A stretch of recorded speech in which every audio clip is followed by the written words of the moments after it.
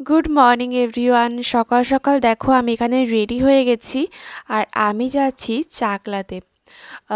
আমি এখানে কোনো কথা বলিনি কারণ আমি ভাবছিলাম ভিডিও করব কি করব না, তাই ভাবলাম যে ঠিক আছে চলো শ্যুট তো করে রাখি। তো এখন ভাবছি মানে পরে ভাবলাম যে না, তোমাদের সঙ্গে আমি ভিডিওটা অবশ্যই শেয়ার করি, তাই আর কি ভয়েস ওভার দিচ্ছি। তো দেখো এখানে আমরা সবাই রেডি হয়ে গেছি। আমরা বলতে ওই যে দেখতে পাচ্ছ গাড়ি চলে এসেছে, ওই আঙ্কেল উঠছে।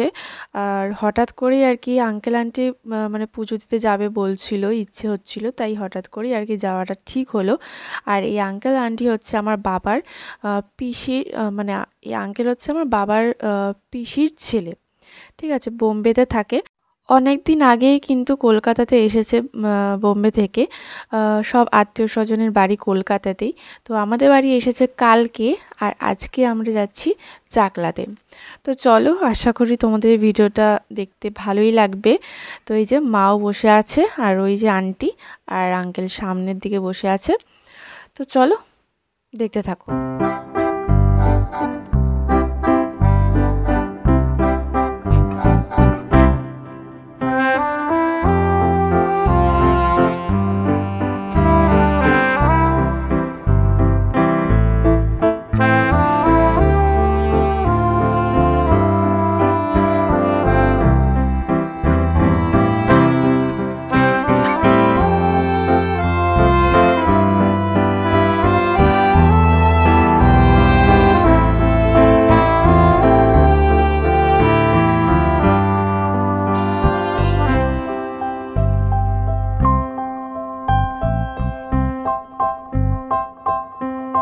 চাকলা মন্দির আমাদের বাড়ি থেকে বেশি একটা দূরে নয়, ওই 1 ঘন্টা মতন।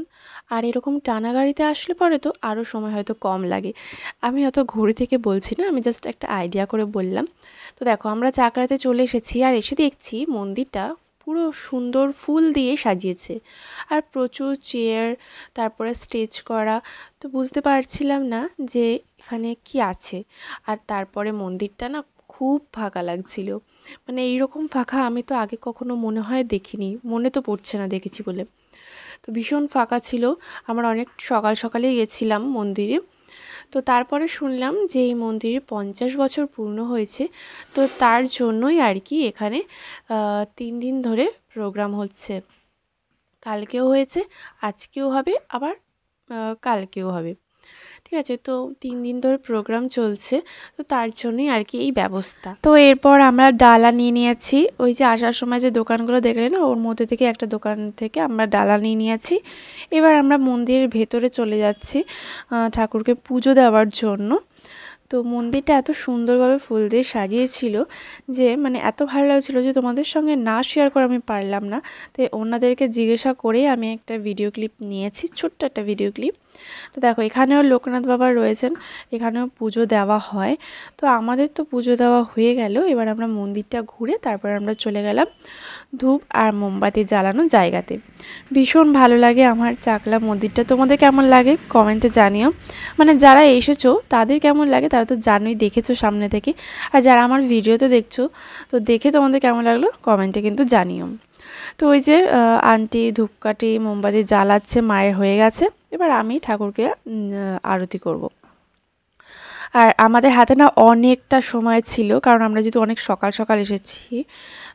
এদিকে আবার ভোগের টিকিটও নেওয়া হয়েছে, আর ভোগ খাওয়ানোর সময় হচ্ছে 1:30টার থেকে। তো প্রায় অনেকটা সময় আমাদের হাতে ছিল। আমরা এখানে আরতি করে লোকনাথ বাবার মন্দিরের পাশেই এই মন্দিরটা রয়েছে, ভীষণ সুন্দর করে সাজানো, দেখতেই পাচ্ছ, আমার তো ভীষণ ভালো লাগে।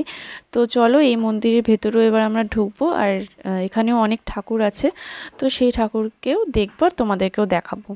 ঠিক আছে, তো এর ওপরতলাতেও কিন্তু যাওয়া যায়, ওখানেও ঠাকুর আছে। তো এখানটা দেখে নিই, তারপরে তোমাদেরকে ওপরতলাটাতেও নিয়ে যাব, ওখানেও দেখাবো ঠাকুর।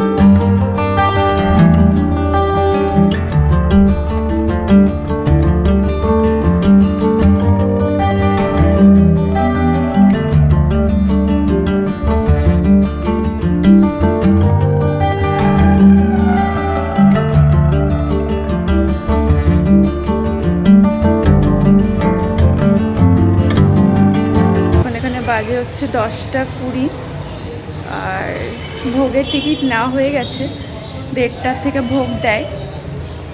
তো এখন আমরা ওয়েট করবো এতক্ষণ পর্যন্ত, এখানে একটু চা ফা খাবো, তারপরে যখন ভোগ দেবে তখন ভোগ খাবো, খেয়ে তারপরে আমরা এখান থেকে বেরিয়ে যাবো। তারপরে আমি ভাবছিলাম আজকে ব্লগ করবো কি না, কারণ আগেও তোমাদের সঙ্গে শেয়ার করেছি, 1-2বার শেয়ার করেছি। হ্যাঁ, একবার তো করেছি, দিদি বিদার এসেছিলো, তার আগেও আরেকবার মনে হয় শেয়ার করেছিলাম। তো এটা নিয়ে মনে হয় 3rd টাইম হবে। তো আমি ভাবছিলাম যে ব্লগ করব, আর ভাবলাম যে না থাক, ব্লগ করি, কারণ ফটো ভিডিও এগুলো সব স্মৃতি হয়ে থেকে যায়।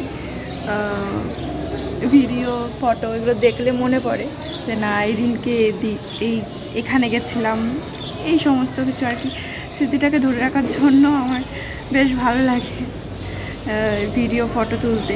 আর তোমাদের সঙ্গে শেয়ার করতে আমার বরাবরই ভালো লাগে, তাই আর কি তোমাদের সঙ্গে শেয়ার করি আমি। হাই, কেমন আছো সব? ভালো থেকো। আমিও আছি ইউটিউবে লাইক করি, 5 ফোড়নেতে লাইক করি আমি, এটা আমার ভাইজি। ঠিক আছে, এবার আমরা নিচে চলে যাই, চলো। তো এবার আমরা যাচ্ছি একটু চা খেতে, আর এই দোকানপাটগুলো আমরা পরে এসে ঘুরবো।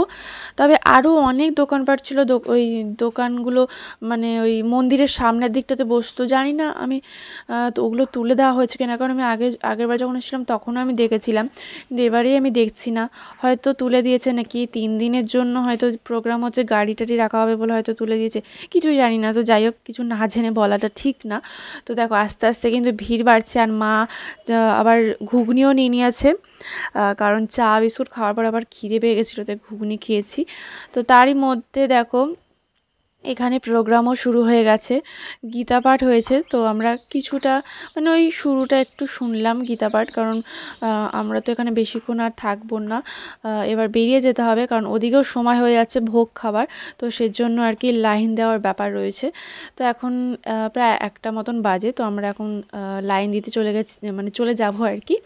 তারপর আমরা লাইন দিয়ে এখানে ভোগ পেয়ে গেলাম, তো আমরা ভোগ খেয়ে তারপর আর দাঁড়াইনি, সোজা তারপর আমরা বাড়ি দিকে চলে গেছি। আর এই দেখো কত গাড়ি, সব ভিআইপিরা আসছেন। তো যাই হোক, চলো আজকের এই ব্লগটা এই পর্যন্তই, দেখাবে নেক্সট ভিডিওতে। টাটা।